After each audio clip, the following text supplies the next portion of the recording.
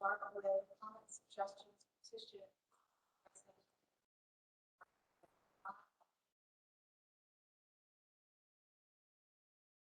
None, moving on. Discussion items first up.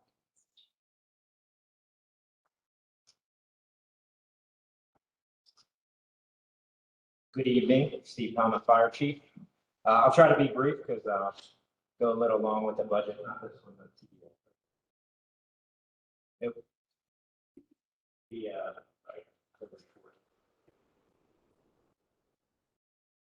while he's bringing that up, 999 calls so far this year, so we're almost at 1,000. Not as much as our police and EMS friends by any stretch of the imagination, but what we did see with the college back in session now, that we seem to see every year, is young folks like to heat their pizzas up in the box in the oven. So just a public service announcement to remind everybody that take your pizzas out of the box before you heat them up. So every year we see that, and it's usually the first week. So I think we'll get a reminder out next year to for the college to make sure they put that out there. But other than that, that's a little chuckle for the night, and then I'll go over the budget unless you have any other questions on the monthly report. All right.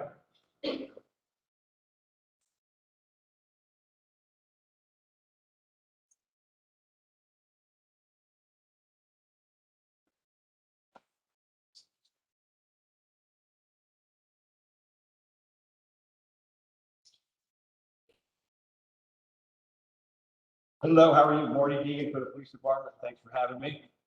The chief sends his well wishes. He should be traveling back to the borough here shortly from a vacation. The monthly report for August. Our total calls of service were 3,289. The borough was about 2,500 of those. And you can see the breakdown for the sectors in the borough. The monthly report for our total crime.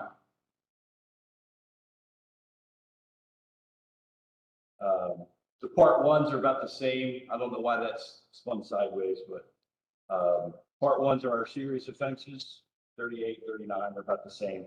Part two, there's a little uptick. We've had some recent fraud that has really increased in the last couple of months. Check washing and this college is back, so you'll see an uptick in some of that. The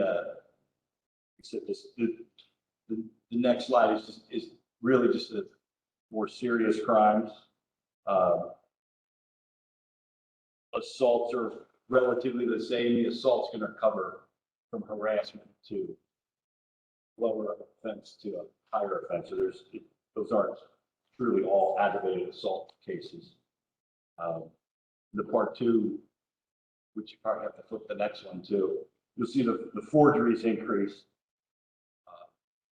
which is on the far left there. Those are our check washing that's going on, and everybody in the area is getting hit with those. Everything else remains relatively the same from 21 to 22 for the monthly. And that should cover the basic monthly report for August. Thanks. Yep.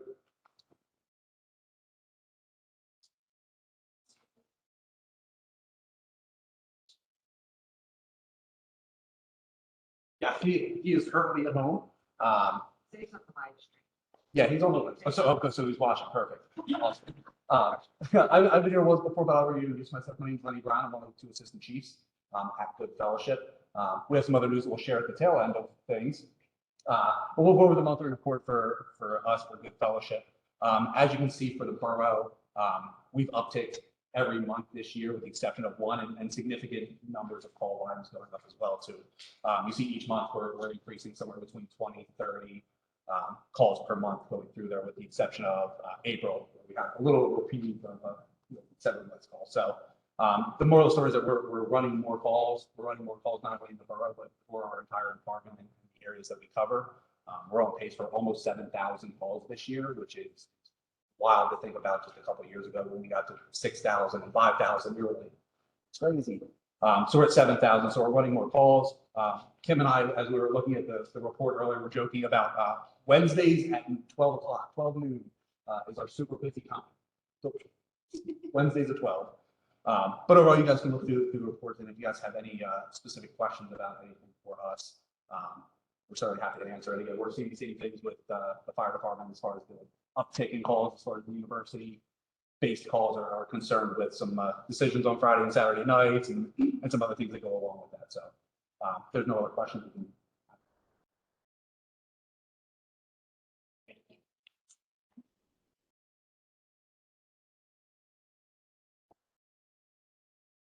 That's the 2023 budget.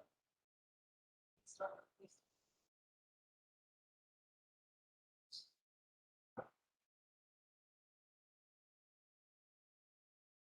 Thanks again for having me.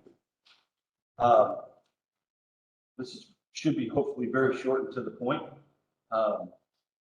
Police department will promote peace and safety, enforce laws equitably, partner with our neighbors, and provide an exceptional service to make Westchester the best possible place to live, work, go to school, and visit. Chief wanted me to read that, so it was on the record. Obviously, we'll hopefully have some very positive outcomes and improve our quality of life here in the borough. The budget, that's a pretty big number. Operating expenses are about 25%, capital's pretty low. The personnel costs are obviously the most expensive part of our endeavor. About 94% of the overall budget is contractual. We don't really have too much control over that. We control about 6% of that number. Some of the revenue that will include the contract that we have with East Bradford Township. I believe we're in negotiations this coming year for next year, I think. We will get some reimbursement through overtimes and some of the grants that we have and other sources. Our core services will really no change. We're slotted for 44 officers. 6 of those technically are contracted with East Bradford Township. The communication, we stole somebody from our communications department, so Dave's not happy with the police department, but I believe he's already replaced that person. So the staffing really shouldn't change much for the year. And personnel cost wise, we really are seeing a very, very minor decrease from one year to the next, and usually it's pretty significant. And the main reason for that is we have 5 officers that were here for a significant period of time retire in the last year, and they're being replaced with newer officers, and you'll see that shift. So that's a good sign. Some of our operational increase examples, training, we're asking for an increase in money for our training. Some of that has to do with accreditation. Some of that has to do with the Commonwealth requirements for certain things that we have now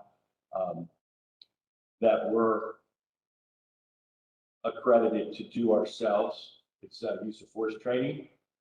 So there's an increase in some of that. And the other numbers there are, those are numbers provided from the finance department that we don't have much control over. So we don't really see a huge significant increase in the request for operational things in the budget. Some of our capital projects, vehicle replacements, we leased vehicles for a while. I believe we're purchasing 2 new vehicles, at least 2 new vehicles. The camera systems that go in those vehicles are now getting on the warranties are expiring. They're 5 to 6 years old. So as we're replacing cars, we're replacing the camera equipment that's also in those cars. There's a proposal for a K9 program, which is a not a street canine, it's a narcotics canine.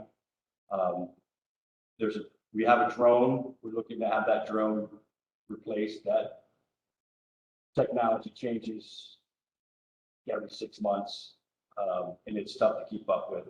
And one of the big ones is the digital signboard, the speed trailer. Those are very expensive. We borrowed them from PennDOT to West Whiteman over the years, and we're looking to try to get our own for some of the downtown issues and other messages that need to get out to the community. The chief does continually thank the members of the police department for their continuing dedicated work and service. I would like to thank all of you for supporting us year in and year out, and we do appreciate your time and all the effort that goes into making this place work.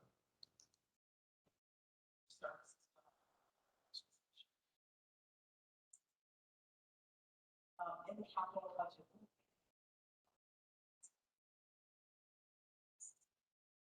Barometer or whatever it's called. I'm trying to remember it too. But, trucks, noise downtown. That not part of the capital budget this year. I know there's been conversations about it. I don't know if it's requested in this year's specific budget or not. Yeah.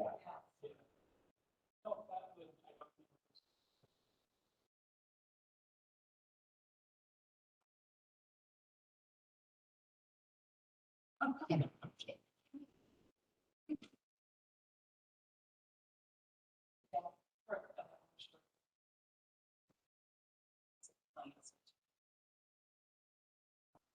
And the other question I had was, number that jumped out at me in the slides was the 43%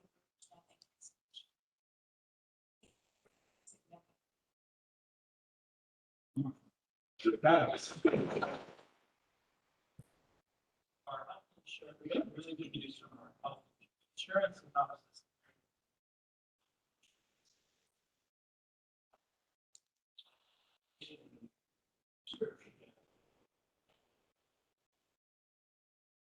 Compensation insurance, general liability.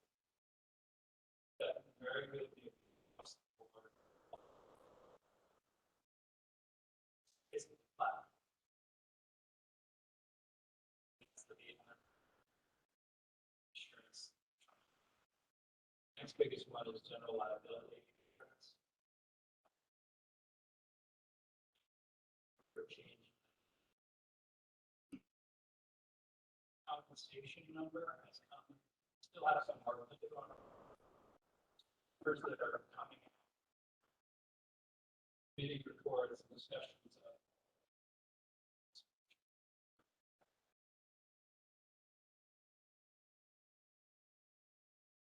Also say workers' compensation insurance for officers.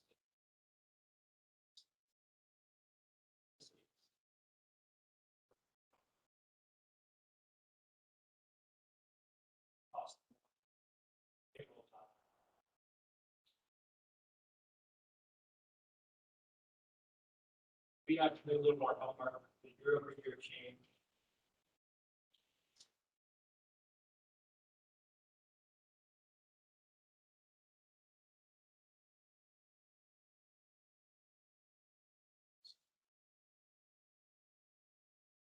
This one.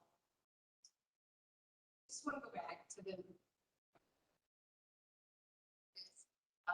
noise ordinance that we have in place in the borough. There's a lot of residents who have voiced concern that we are not able to enforce it. Thank you. We're not able to enforce it. I've had neighbors who've had parties shut down, and I have no way of proving there was reason behind that. I think that this would be a very helpful thing, and if it's a minor expense,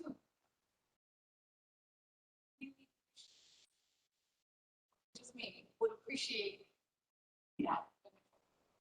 Thank you. We will definitely look into it.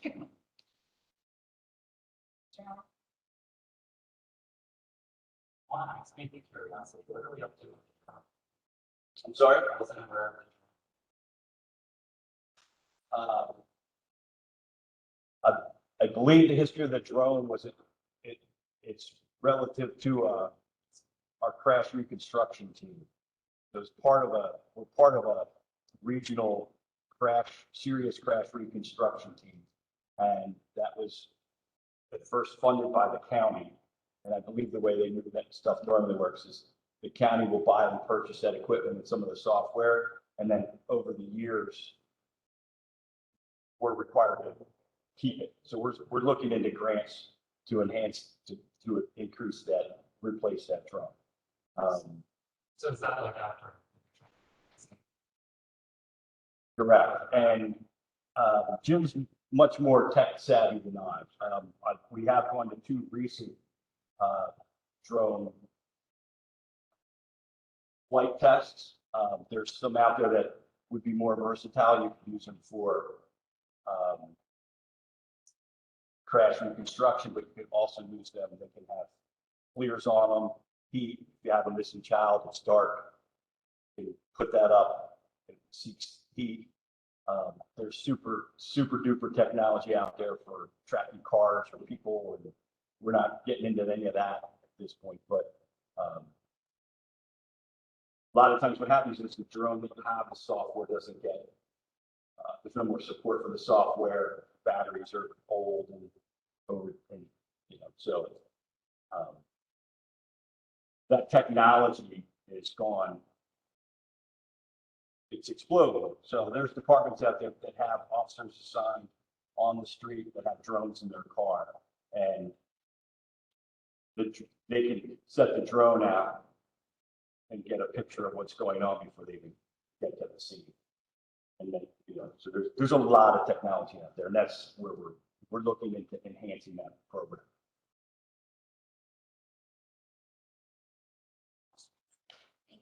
Thanks.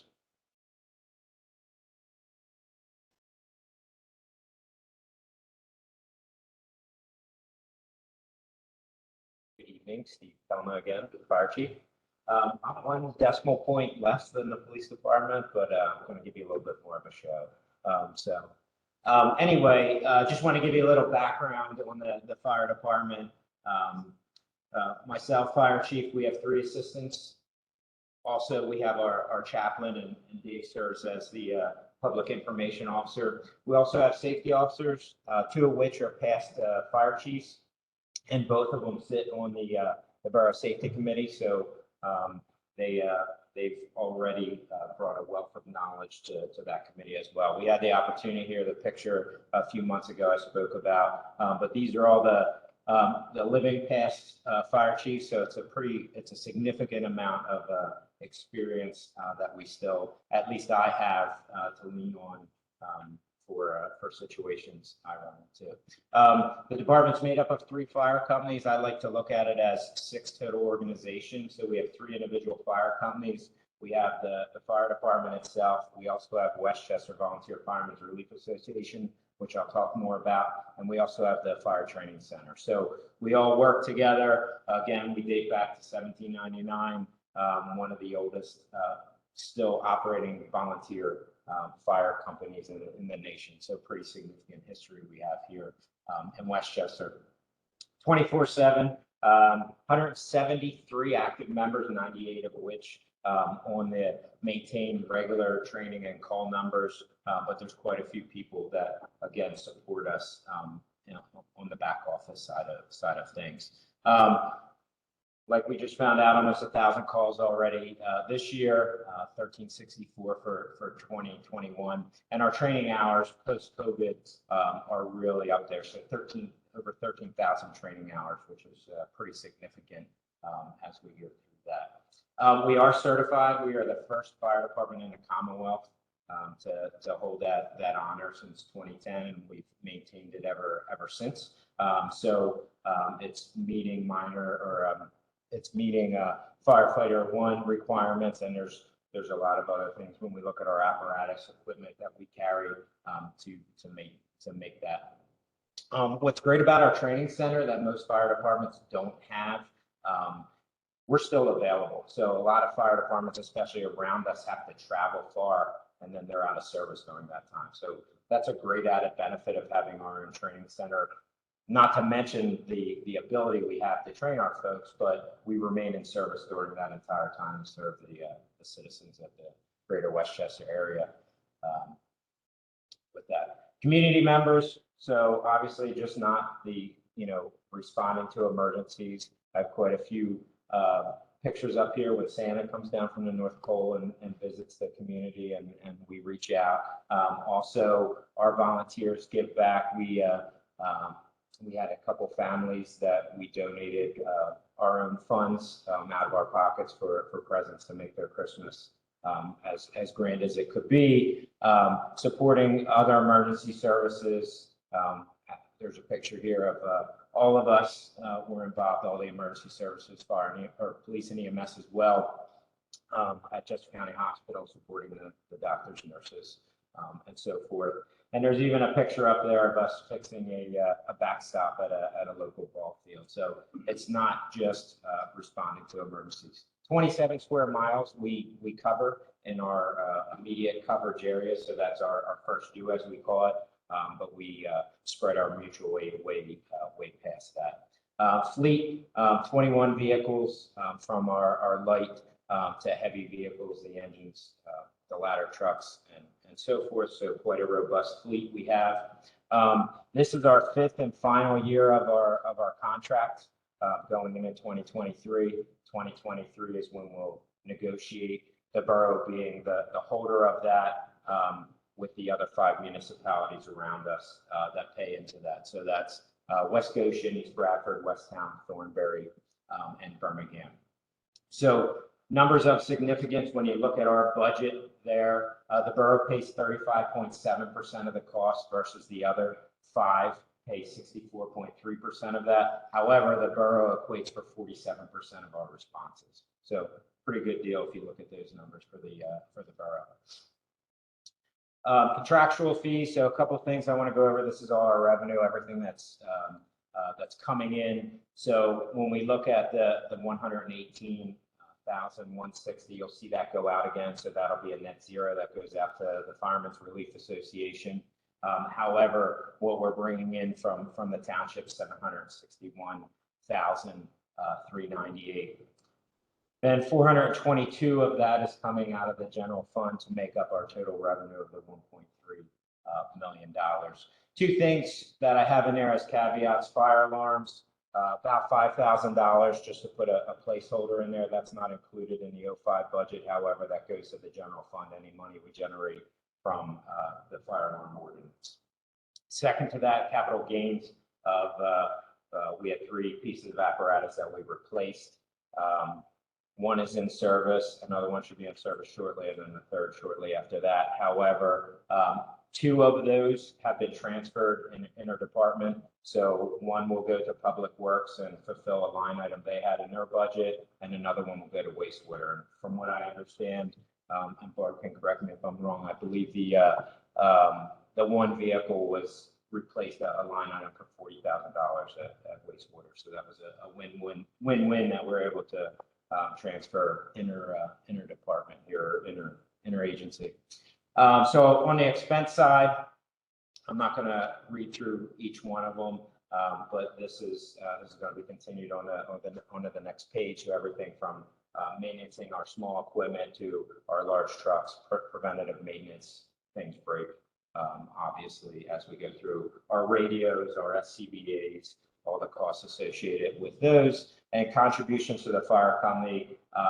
So the fire companies themselves are their own entities. However, the borough is paying rent to put our equipment, as far as the fire department, in each individual firehouse. So we're paying for electric and all the utilities associated with that. There's our fleet fuel and oil that we've seen an increase in. No surprise there, at least over this year. There's that foreign fire insurance. That's the money going right back out again to the Firemen's Relief Association.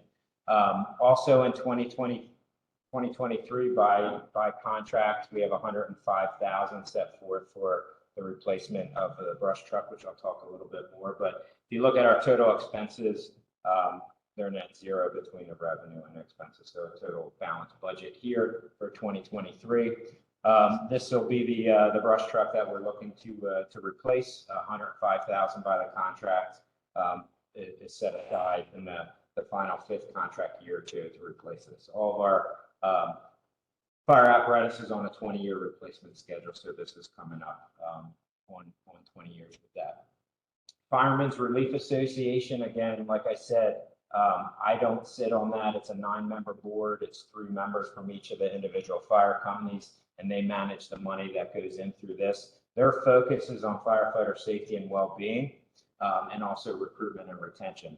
So for 23, there's 118,000 we show as a line item coming from the borough to that. These are their expenses in 2021. I wanted to give a full year because they don't have a full year, obviously in 2022, but I went back to 21. The training's a little low because it's kind of still coming out of COVID, and we're going to see that rebound.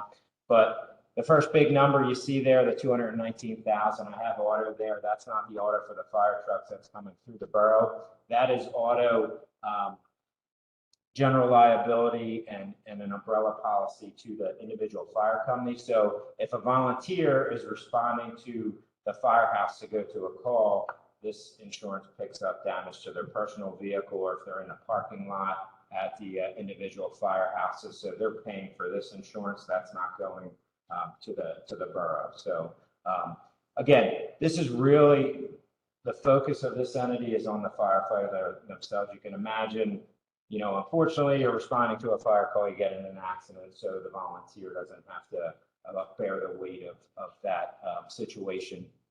Also, gap insurance, that's what I like to call it anyway. But so if a firefighter unfortunately is hurt on the job, if there's any gap in what work comp provides, you know, if it's 60% of their normal wage, this gap protection will fulfill that, so they get their full salary that they would normally get. So that's a great benefit that we've seen a lot of folks lose. I have a little typo there. It's actually LODD. It's line of duty death. So any unfortunate happening of that, and we have had one in 2012. We had a line of duty death.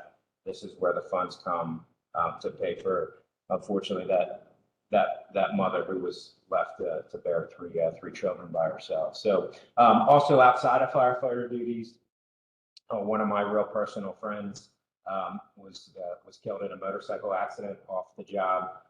This fund helps the expected mother with an unborn child to move forward without her husband. Websites and paging. So we do have our paging system through the county, but this is over and above. It's called a program called On Responding, that it goes to cell phones and email and all that sort of thing. So that's funds there. Safety equipment, so respiratory fit testing. It's not something in our normal borough budget. So again, focusing on the firefighter themselves. Electrostatic sprayers, we bought them during COVID. As far as the disinfection of all the equipment, the firehouses, to ease the spread of COVID-19. Ice machines, all of our trucks are equipped with ice and water, obviously, on hot days, dealing with heat stress with that. And then Climavent, that's the exhaust systems that we have in all the firehouses. So what's found, unfortunately, leads to cancer as far as all of the byproducts of the exhaust. Prior to this, you turn a truck on, you'd have all the dirty exhaust that would go on our gear. The next day we put our gear on, and then we would absorb that into our skin. So this is a clean method of taking all that exhaust and getting it out of the firehouses. And finally, fitness equipment as we go in. But you look in that one calendar year, Firemen's Relief is expending over $420,000. In total, what they get from all municipalities, including that roughly 118, is 267. So you see, you know, roughly, you know, almost $200,000 out of their own they're putting towards us. It's just been a question in the past. I wanted to make sure that we were clear. You know, it's something we don't put a lot of attention on, but there's a lot of money coming into us outside of the borough and the 5 municipalities as well. So, any questions?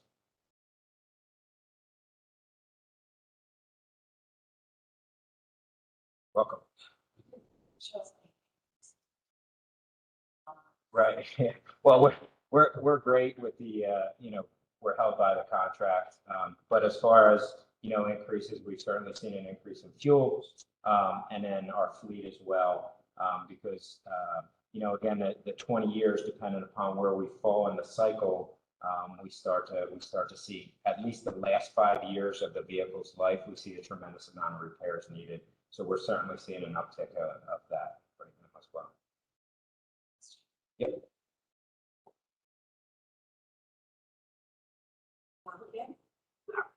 I'll name Albert. Yeah, so for our budgetary items and stuff, we have some news to share with everyone. We've made a transition at our executive director spot. Kim Holman, as you know, has been our executive director for over 6 years, and she has gone on to take other opportunities. This is something that's been planned. This is not something that is abrupt, anything like that. As you can see, she's still well involved with the fellowship and will continue to do so in a volunteer capacity. But obviously with budget season and those things coming up, she is still the best person to present those things for us. So despite not being the executive director today, she would still be speaking on behalf of the fellowship for the budget.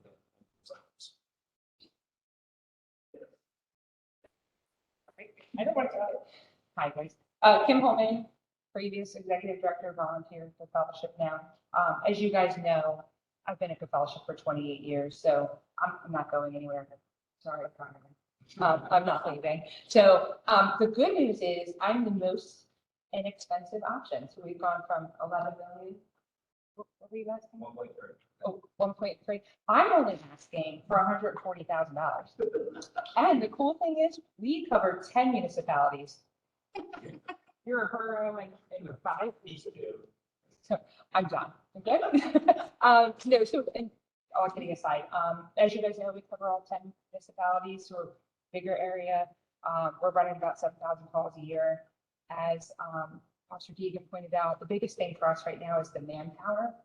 And it's really about paying the manpower. So our staffing costs are the predominant number, just like theirs is the largest percentage of our expense.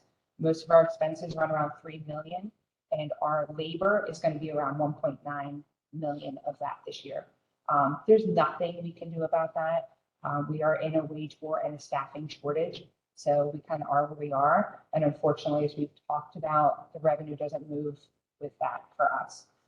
So we're seeing about a $300,000 increase just in labor. So we're early in the stages of our budget. Some of you have attended some of the sessions that we've had, these information sessions about the things and the challenges we're facing. So really the ask this year has moved up for Westchester Borough, but it is based in that funding formula where all 10 municipalities get to see their share. It's based on call volume and population, which basically is the risk and then the use. So the ask this year, I think it is 141 to 18. So if you have any other questions on it, I know we didn't do a cool PowerPoint presentation, but I think I'm entertaining enough just standing here. So really that is the ask. And we've talked about going into a funding formula. I really like what Westchester Fire has done, giving you that information ahead. It allows the townships to plan. It allows us to plan. Kristen Camp, who is a solicitor for a predominant amount of the townships we serve, she's actually offered to write the contract for us pro bono. So that's big. That is a big win, I think, for all of us. Not one of us has to take on the expense of creating this contract. And the goal really is to have something in hand signed by each individual municipality or borough by January 2023. So hopefully by next month, we can bring you something so you can kind of see what it's going to march out to be over the next 3 years. I think we're going to shorter term in the beginning. That's kind of the plan moving forward. So every year we don't have to present to you for an ask. You'd almost be in like a contract. And then we would like to have municipalities participate at a subcommittee of our board. So you guys are updated quarterly of what's going on in the organization and the challenges we're facing collectively.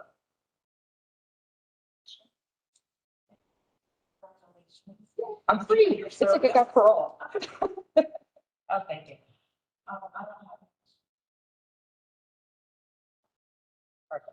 Thank you guys. Yeah, the only thing that I will add, since I talked about the vacancy that's being left there, is currently Chad Grogan, who is our chief of operations, has moved into an interim. And anytime we talk about it, he emphasizes that word interim. Interim executive director role, and then our other assistant chief, Justin Robbins, has been promoted up to an interim director of operations. So for everybody here, you should see zero change as far as our day-to-day business. That's one of the benefits of having the depth that we have in our leadership. And we've actually looked at this as a really, really great learning opportunity for operations to understand what administrative is doing, for Chaz to quite frankly see what Kim was doing, our assistant chiefs to see what the chief does, and really get those hands on. Because I think that we all probably sit back and look at our bosses and go, what do they do all day in there? So this is a good experiment for us to be able to kind of really see those things and do that and add to those different things. So in the interim, Chaz will be the executive director interim, and then Justin Robbins will be our interim chief once we find our next executive director, and then everything will return to normal.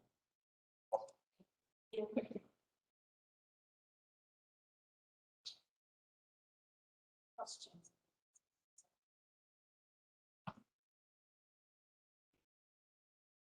See that in the training. Yes, I've noticed for council, and I believe.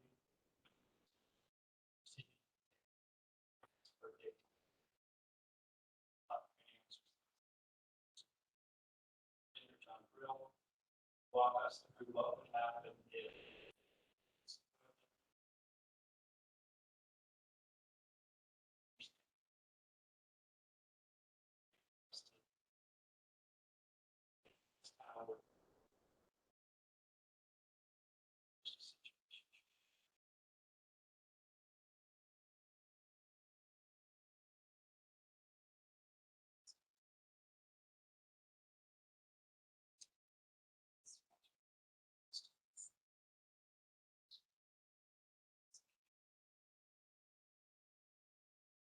Big issues at play.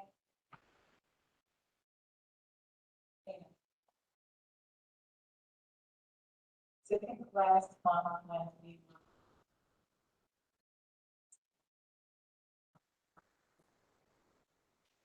layout for the physical layout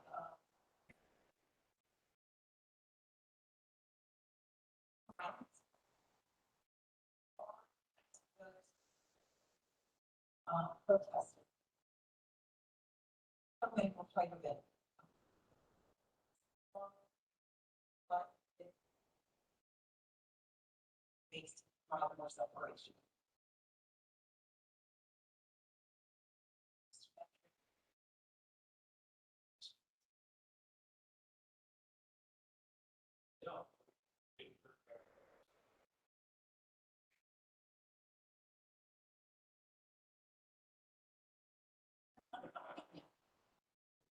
And you sound much better.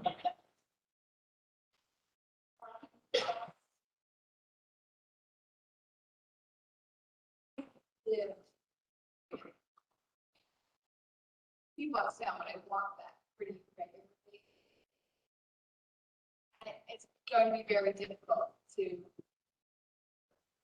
suggesting. No silence. Strip right there. Both sides use their car entrances for cars. I don't know what we have the right to ask. Done there.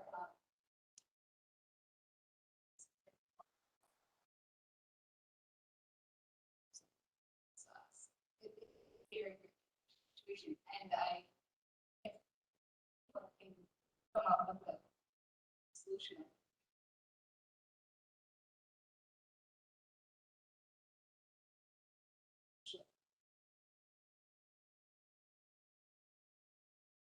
Yeah, anything that could get an issue where someone using services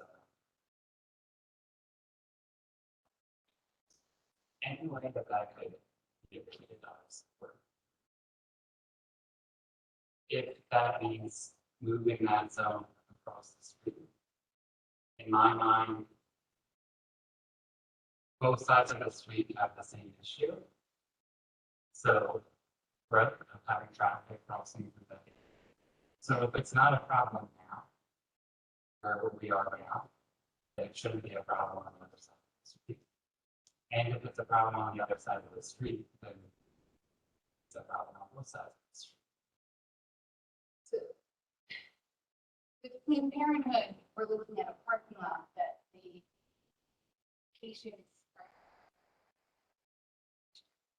On the other side of the street, we have vehicle traffic that is the customers, is also the business operating stuff. So they're regularly feeding cars and reparking them and speaking later and pulling in and out. That, you know, there is a sidewalk area legitimately on both sides.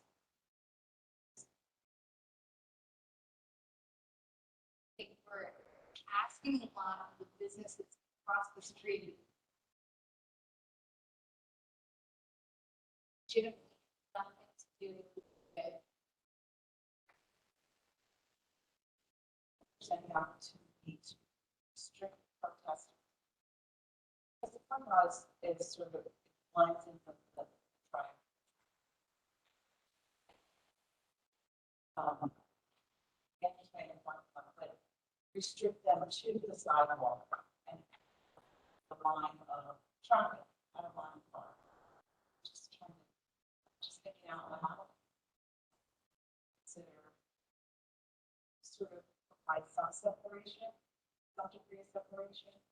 And that's a safety issue, right? The cars and pedestrians. But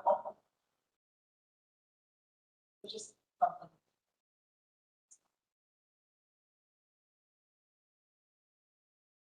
Any comments on that agenda item? On to the action items for A. All of us. Questions? Pending SEA from Westchester for Outfest. Hi, Keith Borowski, Director of Parks and Recreation. I oversee the special event application process. The application was submitted by the bid in the 60-day out window. It was reviewed by both Public Works and the Police Department. The Police Department gave their okay. I was Corporal Merlicki on September 1st. I just had a conversation with John O'Brien prior to this meeting. He checked 2 more boxes, so they are clear and free as far as we are concerned. But since it is a new event, it involves the closure of public streets and significant resources from the borough that has to be looked upon by you guys. And John can speak more about the event specifically.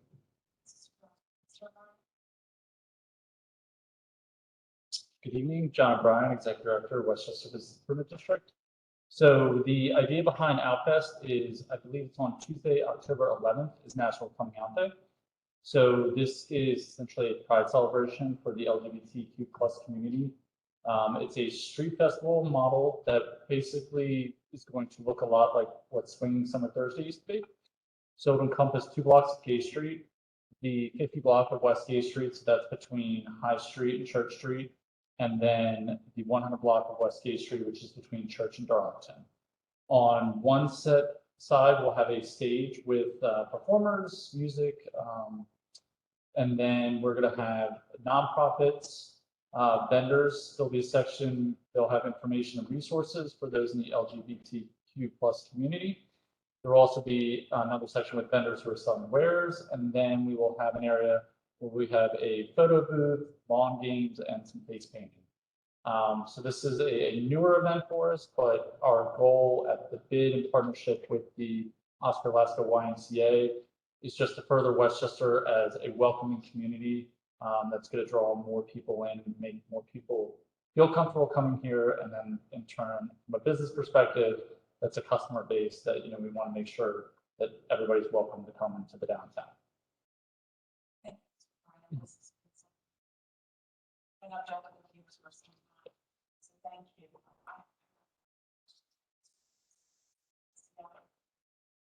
Thank you.